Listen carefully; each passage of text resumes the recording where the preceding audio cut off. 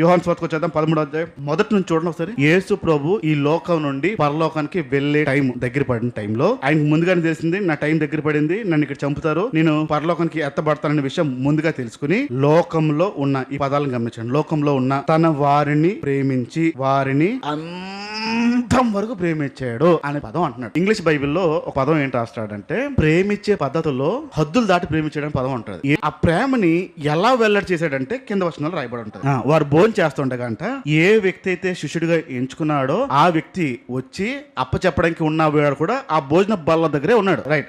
ఆ పట్టించేవాడు కూడా అక్కడే ఉండగా 4వ వచనం చూడండి. ఎక్కడైతే భోజనం పెట్టారో, టేబుల్ పెట్టారో, ఆ టేబుల్ పై నుంచి యేసు ప్రభు వారు లెగిసి తన పై వస్త్రం అంటే కండువాగా ఏ వస్త్రం అయితే వేసుకున్నారో ఆ వస్త్రాన్ని తీసి ఒక టవల్ ని నడువు కట్టాడంట. యేసు ఎంత స్థాయిలో ఉన్న వ్యక్తి, దైవత్వం కలిగిన వ్యక్తి, దేవుడిగా ఉన్న వ్యక్తి, ఈ యేసు ప్రభువే బల్లమించి అంటే భోజనపు బల్లమించి తింటున్నా రెడీగా అవుతుండగా ఆగండి అని చెప్పి లెగిసిపోయి ఆ టవల్ ని నడువు కట్టాడని పదం వాడాడు. రైట్. ఇప్పుడు నడుము కట్టకుండా కూడా చేయొచ్చు కదా పని. శిష్యులు పాదాలు కడగడం ప్రారంభించాడని చెప్తున్నారు. ఏ శిష్యులనైతే ఈ గురువు గారు ఎంచుకున్నారో ఈ గురువు గారే శిష్యుల పాదాలు కడగడం ప్రారంభించాడు. టవల్ కట్టుకున్నాడు అంటే దాని అర్థం నించునడం కావద్దు, నిలబడి కడగడం కావద్దు. ఎలా కడగాలి? ఇప్పుడు ఒంగుని కడగవాలి. యేసు ప్రభు లాంటి వాడు శిష్యులు కాళ్ళు దగ్గరికి వంగి ఆయన అందరి పాదాలు కడుక్కుంటూ వస్తూ అదే టవల్ని నడువుకి ఉండగానే తొడడం ప్రారంభించాడు. ఇప్పుడు ఆలోచిద్దాం, ఈ ఒకసారి జరిగిన సంఘటన ఆలోచిద్దాం. పళ్ళెం తీసుకున్నాడు. పళ్ళెంలో కాలు పెట్టుంటారు శిష్యులు. ఈ నీళ్లు పోసి కడిగారని చెప్తున్నారు. పళ్ళెం తీస్తాడు తోడవాలంటే. కాళ్ళు ఎక్కడ పెడతాడు శిష్యులు? కడిగిన తర్వాత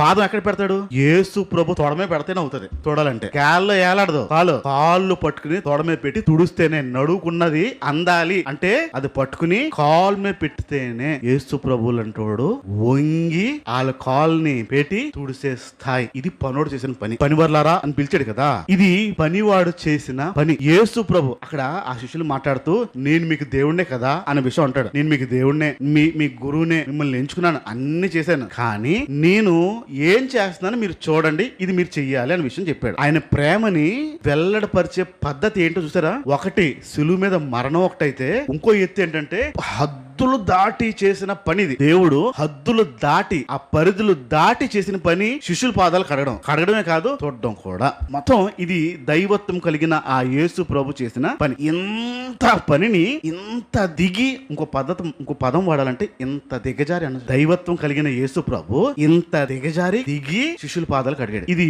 పనుడుకున్న లక్షణం. మన ఏమని పిలిచాడు? ఎందుకు పిలిచాడా? పనివార్లారా అని పిలిచాడు. అంటే మనం ఏం చేయాలి ఇప్పుడు? ఎలాంటి పని చేయాలి ఇప్పుడు?